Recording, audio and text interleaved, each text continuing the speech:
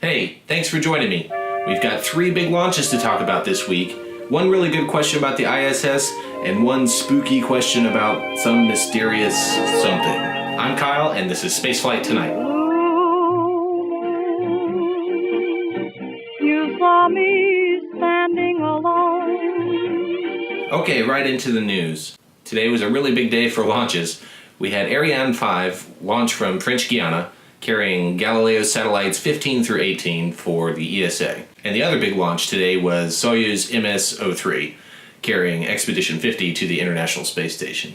Soyuz should arrive at the International Space Station in a couple of days. Follow me on Facebook and Twitter for more updates. Next up, we have a November 19 launch for an Atlas V carrying the Gozer satellite. No, not Gozer the Gozerian from Ghostbusters. Gozer is the first of a next generation of weather satellites, and I know a lot of people are really excited about it. You should be too. Okay, on to questions. Okay, first question this week comes from Reddit. An unnamed user says, Wikipedia says of the ISS Unity module, essential space station resources such as fluids, environmental control, and life support systems, electrical and data systems are routed through Unity to support work and living areas of the station. Does this mean that Unity is something of a single point of failure for those systems?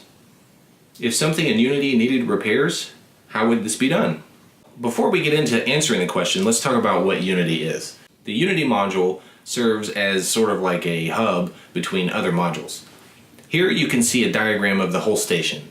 Now don't worry, I know that this looks really complicated. We're going to get right into it though. Here you can see a smaller section of the International Space Station, and Unity is pictured in yellow. And this is what it looks like. The space station is broken into 2 main big parts. You have the Russian side and the US side. Now the core of the US side is comprised of Unity, Destiny, and the Quest airlock. Let's take a look at this diagram from the ISS Familiarization Manual. This looks like a big jumbled up mess, but you can see that the ECLSS system, which is the life support system, is spread across all 3 of these modules. And beyond that, life support systems are really supported by many modules in the space station, both on the US and Russian side. And here you can see there's multiple systems in all of these different modules, and they all provide redundancy for one another because life support is a very critical role. Both the Russian and the US segment have responsibility and capability for providing power to the International Space Station. The Russian modules use an isolated electrical power system, whereas the US segment has a distributed power system. What a distributed power system means is that power comes in at one place and then gets distributed throughout. So let's take an office building, for example. You have your main power that comes into the building to a circuit breaker, and then it'll go floor by floor, and then it'll break out further in other circuit breakers. Well, the International Space Station is kind of like that. For the US segment, power is generated by the massive solar arrays that give the space station its characteristic look. From there, power is routed throughout the station in what's called primary power channels. And in each module, the primary power is converted to what's called secondary power. Secondary power is what the astronauts use for their own equipment, for the experiments, anything that you might want to use. The primary power channels have a cross-strapping redundant capability, but the secondary channels don't. So there you go. There's a lot of redundancy built into the space station. Unity is important because it connects the US segment to the Russian segment, but it's not necessarily like the crutch that if you kick it out, the whole thing's going to die. Well, yeah, that might happen. Okay, and our next question comes from Rick on Facebook, who asks, what the heck is the Black Knight? Something orbiting the Earth for 50 years? Some type of debris or something? Conspiracy? The Black Knight satellite conspiracy is a weird internet legend about a alien UFO.